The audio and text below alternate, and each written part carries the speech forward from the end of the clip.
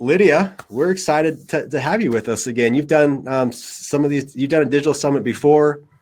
You were with us at ProfCon, spoke there. You're speaking again at ProfCon this summer. And we're excited to learn from you.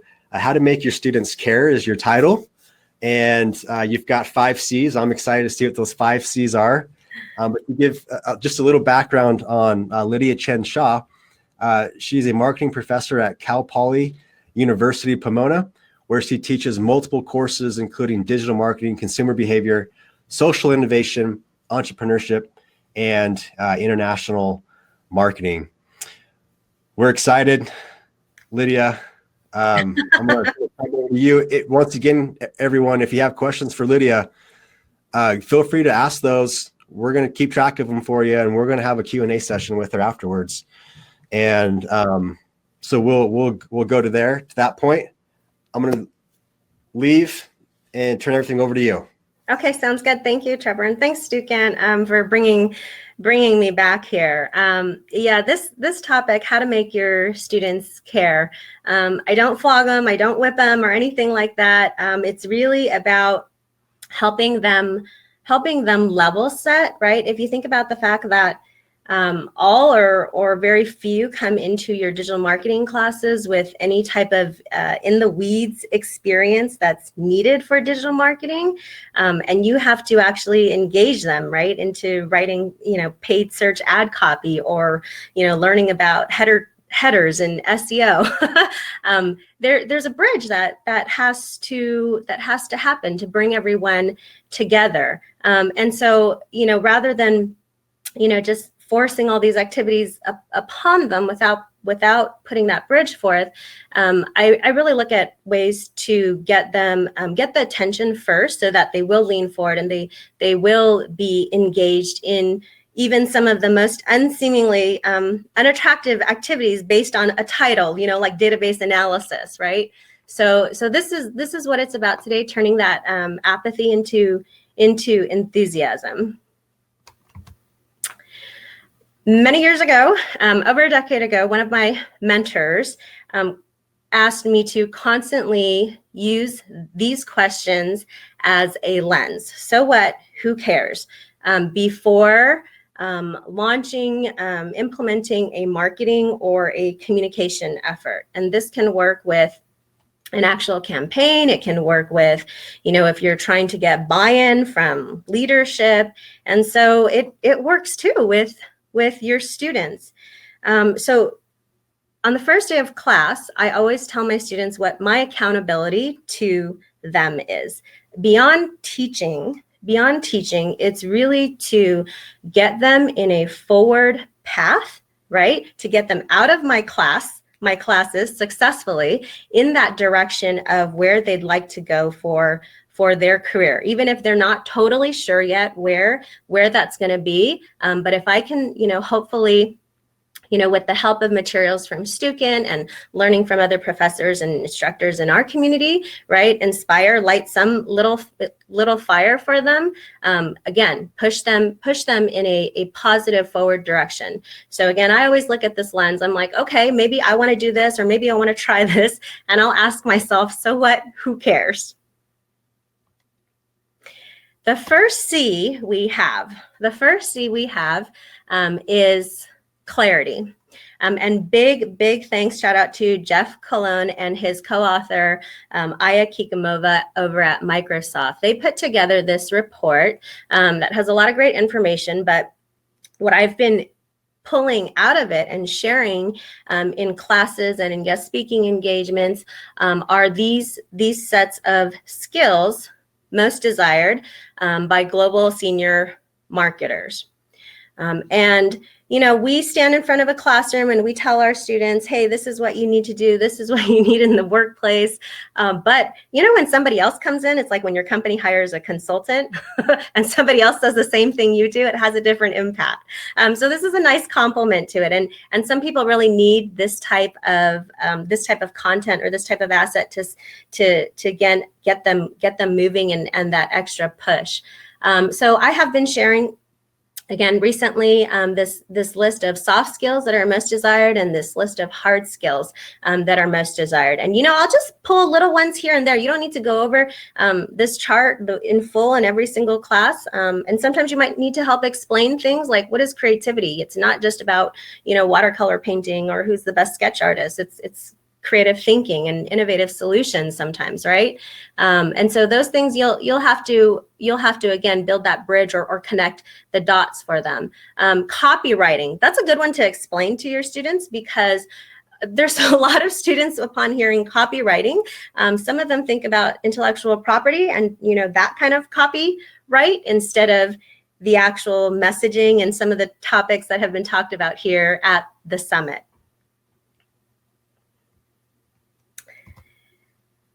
Second C, connection.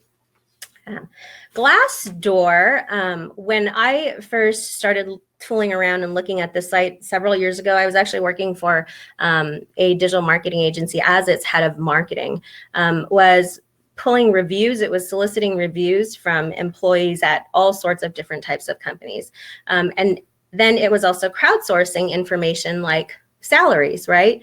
And so I thought, okay, my students, they're here to, they're here to learn. And yes, I know some of them walk in the door to check a box, but I want to help increase that breadth and depth of proficiency. And I need to show them when they do that, what it can potentially lead to.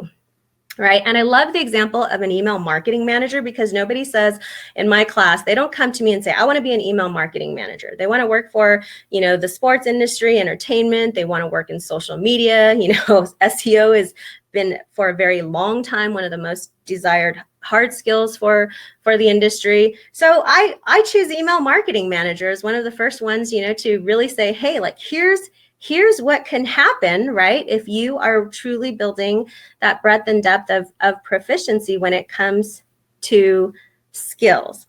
And you can plug in geography information. You can look at different types of titles. So this just gives them, right, that an idea of here's what can happen.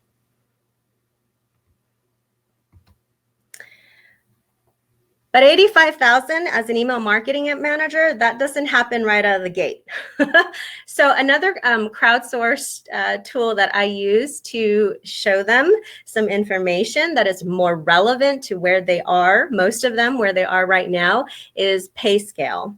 It allows you to input these variables, right? Like the level of education, if you have any experience, do you have any certifications like Google Analytics, where you're studying or where you're located. It will auto suggest titles as well.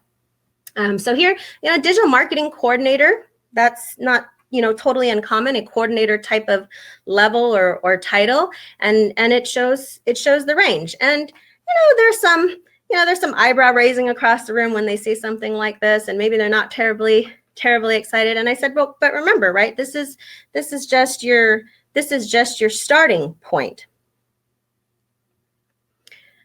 So let's fast forward to where, again, you could be after, you've demonstrated various skills, outcomes. Our industry is very, it is performance-based, right? And one of the things that is a hard lesson for many of our students, you're not typically rewarded or promoted on your efforts. It is about your outcomes, right? And so as you, again, throughout your career, you're going to increase your skills, you're going to increase your network, you will increase your scope of responsibility, your own leadership abilities will grow. Fast forward, this is what you could be making. And our students, we know they're here to learn, but they are here to also advance themselves, and showing them, again, these types of bridges, these connections. Now, I will ask them straight out, are you paying attention now? Or are we listening today? And it's all in good fun, and it's all in a good spirit. And the response has been great. So The next C we have is capable, right? Helping our students, be capable in these types of skills. I know the screen, the details on the screen might be hard to see, but one of the activities I do specific to email marketing, I let my students be a little bit voyeuristic. I will open my personal email account on the screen, and I will show them the promotions tab.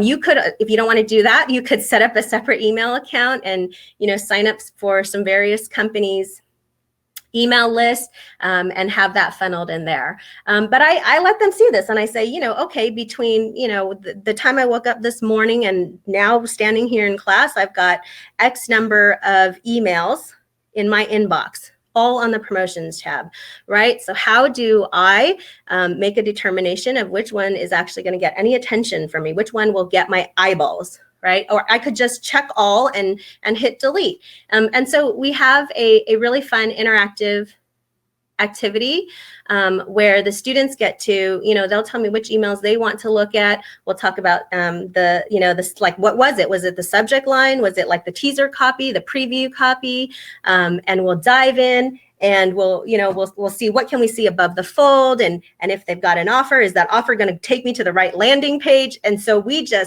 rip those emails apart. It's a lot of fun.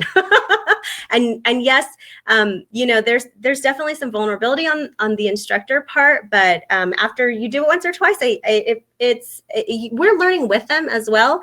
And sometimes the students will see things that you don't, and I think that is part of the co-created process of what makes students really become engaged. So again, if you don't want to show your own inbox, just set up a separate one and sign up for some email lists that you think for brands that the students would be interested in, because they might not be so interested in my Penzi Spices or my DSW Kids emails. Okay. Now doing this activity, working through some of the material in Stukin's Digital Marketing Essentials helps us lead into the Snapos database analysis exercise that is provided within the text. And I gotta say, when I first used to do that activity, right, they get a set of data, and they have to answer all these questions around, who would you keep and who would you take off the list, and who seems to be a good responder, those kinds of questions. And the first time I did it, I didn't show that email marketing manager salary that I showed you from Glassdoor. And the response, the students who actually prepped for it, it was fairly lukewarm. And then, the following term, I showed that email marketing manager salary before they had to prep for this activity. It was night and day. And I realized that was, I think, the only thing that I did differently. And so looking at an Excel spreadsheet for many of them, they might have come into marketing because somebody told them they weren't going to have to look at numbers, which we know is a lie, right? I've told them that from day one also. If you came to be a marketing major and somebody said, you can stay away or shy away from the numbers, that's not true. We are going to be looking at data. We will analyze it, test, analyze, repeat. And so now, right, this is an area where they're embracing it, because all of those other pieces, right, from clarity and connection, providing them context, right, are feeding into the fact that they want to be capable of this. So last but not least, on the 5 C's, this is really I guess building confidence for our students, right? Because while I'm not here to dash, and chop down their dreams, they're not going to, again, come out of the gate at the VP level, right? And with 10 plus years of experience working for Live Nation, the number one, global live entertainment company, but helping them see, like, what is a path? What could my path be? What do I need to build up to work in the organizations or for the brands that I strive to be a part of, right? Now now they're starting to see, okay, there's so much to digital marketing. It's hyper uber fragmented, but at least I know that, right, I can find my foot in the door in possibly a specialized area, which is what typically happens in digital marketing, in our function, in our industry, right? You might start as a paid search analyst, or maybe you start as an SEO coordinator, right? And then as you move further, as you gain more experience, right, then you might have additional digital marketing scope under your belt. So this chart is something I show towards the end of the term. Like Stacy, I also do a session specifically on LinkedIn, where I give them bite-sized, manageable chunks for improving their LinkedIn pages and what they can do to increase their positive presence there. But I show them this at the end of the term, at the end of the semester, right? Because as they're getting to now leave from under your wings, right? Here's again the steps, right? Start looking at, if today is point A, what is your point B? And it's okay if your point B moves, right? And how does point B possibly feed, right, that next step, your point C and further on?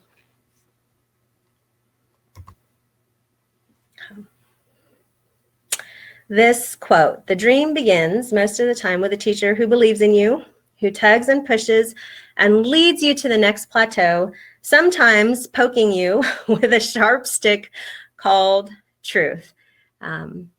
I give my students a whole lot of tough love, and I'm sure so many of you do too. And they recognize when it's presented in this way, the material, providing the connections, the context, the clarity for them, that this is not just, an instructor who's out to get them, or, again, chop their dreams, cut their dreams down.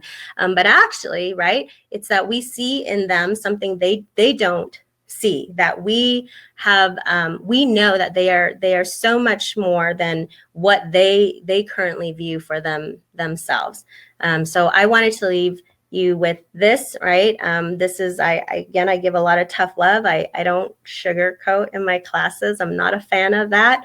But I give them the transparency that this is really about them and getting them to the next step. So thank you. And I hope to see you at ProfCon, where I will talk about investing in you like you invest in your students.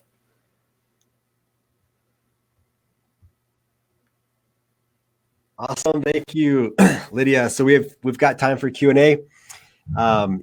Once again, if you're new or jumped on, I saw a couple people just jumped in for the first time. So we are in a Q&A session now. So if you have questions, toss them into the chat. We've kept track of a few along the way. So Lydia, how do you keep your students' spirits up when so many companies and positions require years and years of experience? Yeah, that is a tough one. And even at the entry level, right, you start to see, oh, we want X years of experience. So it's giving them some practical tips, right? I tell the students, you don't need permission from anybody to complete the Google Analytics certification, right? So while I might have the Google Ads search certification as a component in my course for credit, once again, you don't need permission from anybody to start things like, even creating a blog, or, testing your own sandbox, right? Creating, tweeting, creating social media content for a topic that you are very interested in, separate from, maybe your personal feeds, your personal profiles. So building that practical experience, right, is going to become more and more critical. I bring in some agency folks to my digital marketing class to speak every semester. And they share also their, their expectations, their advice and tips for those entry level folks. And they're looking for people who not necessarily have a ton of experience, but are demonstrating the initiative, right, to take the next step. They're demonstrating that they can be a quick learner.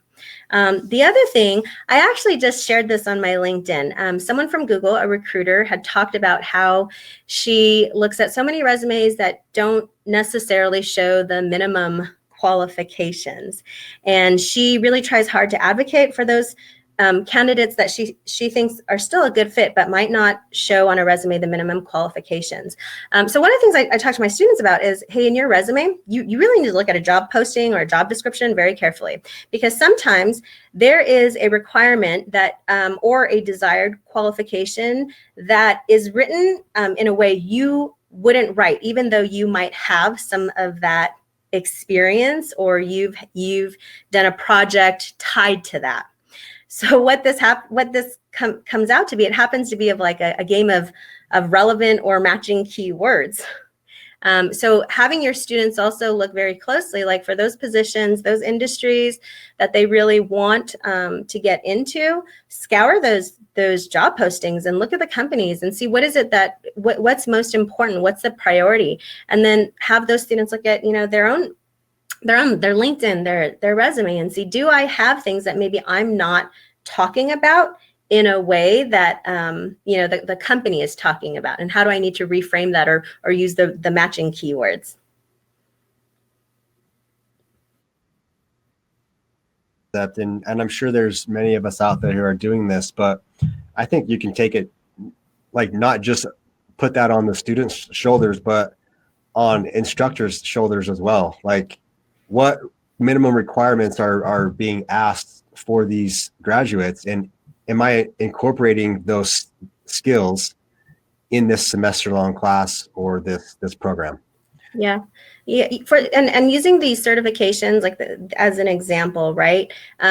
Having been part of Stukent's instructor community and hearing what different people are doing, what they're implementing or requiring in their classes, I let my students know that the certification itself, while it does not mean that you are 100% equivalent to an expert who is doing this for 10 years, right?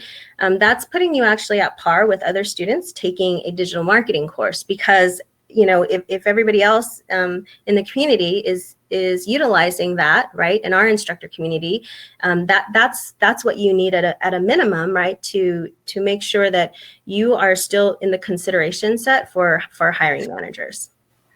Exactly. Scott, I know we both know Scott Cowley, and he's been on here a couple times while presenting, and he has a really cool slide he posts at the beginning of his semesters, and it's basically a slide that lists out, these are the skills that you're going to be able to add to your resume after you take my class.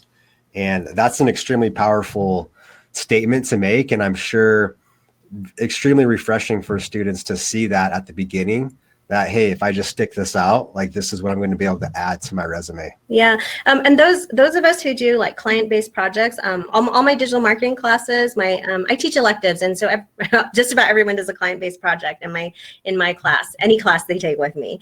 And so towards the end of the term, before again, they leave from under your wing, I actually share with them, a couple different ways, like 1-2 line descriptions of how they can incorporate that project specifically within a resume or on LinkedIn, because now they're excited that they've got the experience of a client-based project, and they're like, but I don't know what to say, and I don't know how to write this, and so helping them through that is another great way, right, for getting them in that right direction. Great. So here's another question. Do you do any sort of assignment along these lines, following the 5 C's, like searching for skills required and potential salary for jobs they want? Sorry if I missed this. I don't know if you have like something that you're requiring them to do or fill in. No, I don't have an assignment tied to it. I do ask at the very beginning of the term. I have them share with me, just me, if there is any kind of any idea that they have in terms of a specific job, a job function within marketing, or an industry, a vertical that they have started to express interest in. And for me, that helps me start to shape or provide examples where I can. Again, that ties into keeping them engaged and wanting to see how does this apply to me? What do I need to think about if I want to get into this category?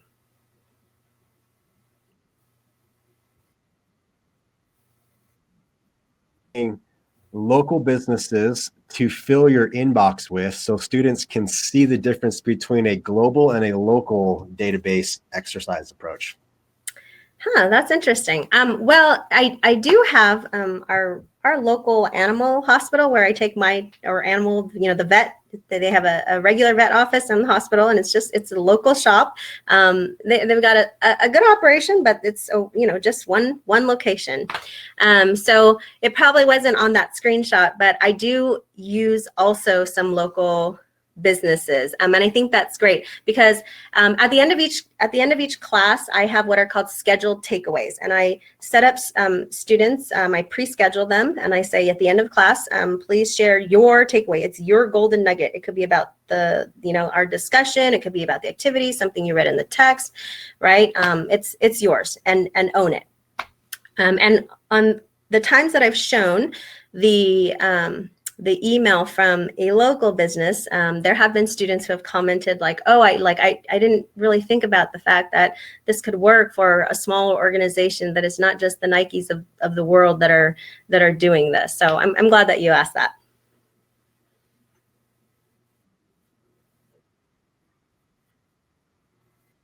Just a couple notes that I made, and we can open this up to the chat. I think this would be kind of fascinating. If you subscribe to any emails, any companies, just for the sake of seeing how they do things, how they're getting in your inbox, what are those companies? Can you chat those in? I've got a couple that I subscribe to just to see, what tactics and messages that they're sending to me. So a couple of those are Allbirds. If you're familiar with Allbirds, they make some eco-friendly shoes, and their marketing is sensational across the board. You just go to their site and you'll be retargeted with them, and you'll get to see the types of content that they marketing content that they create. It's really fun. Other brand, Chubbies, they're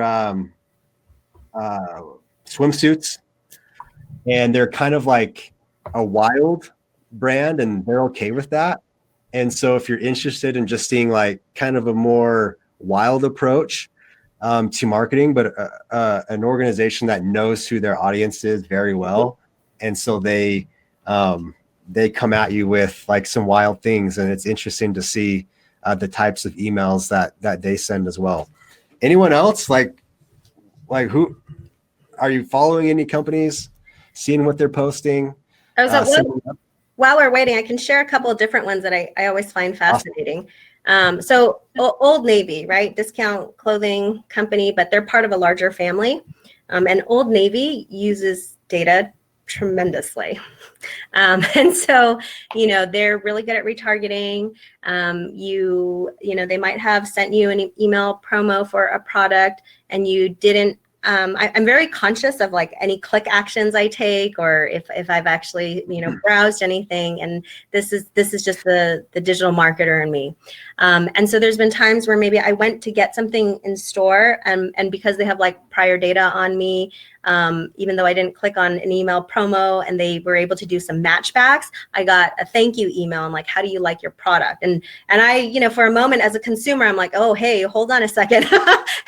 And then as a marketer, right, then I realized, okay, they're really smart about the data integration and the data usage. So it's cool to have some different types of companies like an Old Navy or some other brand that's part of a bigger family that that is using its data. One of the ones I included in the screenshot, there's a totally unsexy product, right? Spices like, pepper, salt, garlic, that kind of thing, Pensies. And they use long form content. They're in their social media practices. They're probably things that they do that most consultants, most agencies would actually be very wary of. They might advise, hey, like, I don't know, you should do that. You're going to really, anger some of your audience and drive away customers. I follow them because I'm just like amazed at what they'll do within the marketing space, and they will actually show like, yeah, everybody told me not to do this. The CEO was like, everybody told me not to do this. And then, they'll go out there and publish, actually, here's the results of our online sales after we did that. So there is some political slant there, and I tell the students, look, I'm not trying to get you to go one way politically or another. I want to show you a marketing example of something most of us, from a best practice, like all the handbooks, even practitioners who've been doing this for years, would shy away from. And so seeing some of the unconventional practices, as well as some of the best practices, the local businesses, the large organizations, getting a different gamut of that is really fascinating, and it's very interesting, because all of our students, us included, right, we all end up in different places, different types of organizations, and in different types of positions. Great. Jerry, thanks for putting in method, adding another company to the list. Another pro tip while we're at it, and we'll move on, but add items to your cart on various websites and then abandon. And you'll see some cool things that businesses are doing as well that you can bring over to your class, as far as abandoned cart, email marketing, workflows and sequences on how they're trying to get you back. So just a few little tips there, to just check to see what other businesses are doing. So if we have any other questions, hurry and please chime those in, because we are about to move on from questions. But I want to put Lydia kind of on the spot here, because you attended ProfCon last year, and we have a promo going on right now. Maybe we think we have an idea of how we're different, okay? But maybe just you being there as a presenter and even just an instructor, what would you say would be that you felt was different about ProfCon than maybe a traditional educator conference? Yeah. The one word that I always use, and probably everyone, maybe, I don't know if the Stukin family is getting sick of me saying this, it's really about community. Stukin has created a tremendous community of people willing to help each other, and it's not just instructor helping instructor. It's the end audience in terms of our students really doing what we want, to provide an awesome, worthwhile experience that is going to help them advance in their endeavors and their careers. So going to the conference last year, I met so many wonderful people. There's several people that I engage in conversation with regularly, whether it's on Twitter, sometimes it's via email exchange or on LinkedIn. I've been able, through this community, right, to get access to different assignment ideas, tools, feedback, and so that as a community, and I don't think I'm really doing it justice in my description, but when you're trying to, again, figure out, like, in your own little microcosm, what's best for for your students and what's best for your classes, to have this community that is always willing to help and engage and be your alter ego in the best way, that's so valuable. So that's big thanks to everyone there at Stukin for fostering and cultivating this community for us. Well, thank you for sharing that. That is right along with what our goals are for that conference, is like digital and social media marketing instructors gotta stick together. Like it's such a fast pace subject to teach and keep up with, and things change. And so it's nice to just know that there's a community out there, a fairly new community. Like, as we all know, this is not something that most of us learned in our own studies. So got to stick together. ProfCon is one of those places where we attempt to do that. And I think we do a pretty good job at it. So You do. Lydia, thank you so much for Thank you. carving out some time for us today on different ideas on how we can really help our students to care about their time in our classes and how that reflects upon what they can go do with their future. So thank you so much for being here, Lydia. Have a fantastic day. Thank you.